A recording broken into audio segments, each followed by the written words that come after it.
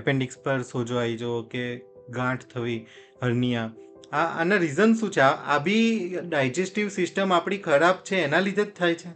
નહીં, જો સારણગાંઠ થવી કે હર્નિયા થવું એ ડાયજેસ્ટિવ સિસ્ટમ સાથે એનું એટલું લેવા દેવા નથી, બટ લેવા દેવા પણ છે કે આપણા પેટની અંદર જે ઓર્ગન્સ બધા આવેલા છે એ કેવિટીથી બંધ છે, જેને અમે કહીએ છીએ પેરિટોનિયમ.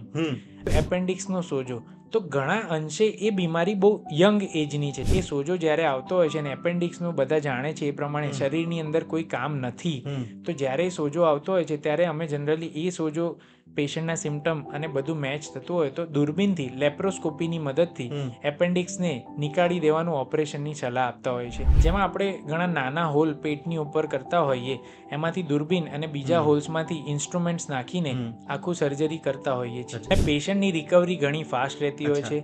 બીજું, વિઝન તમારું બહુ જ બ્રોડ રહેતું હોય છે, બીજા ઓર્ગન્સ પણ તમે જોઈ શકો છો, અને કહેવાય બ્લડ લોસ ઓછો થવો, પેન ઓછું થવું, જે સૌથી મોટી બીક હોય છે દરેક દર્દીને કે ઓપરેશન કરીશું, ટાંકા આવશે, દુખાવો થશે, એ બધું કઈ રીતે જશે, ક્યારે જશે, એ ઘણું ઓછું રહેતું હોય છે. અને આજે એડવાન્સ ટેકનોલોજીની મદદથી આ બધી લેપ્રોસ્કોપી અને અત્યારે તો રોબોટિક સર્જરી પણ થઈ રહ્યું છે, જેની મદદથી પેશન્ટની રિકવરી ઘણી ફાસ્ટ થઈ ગઈ છે.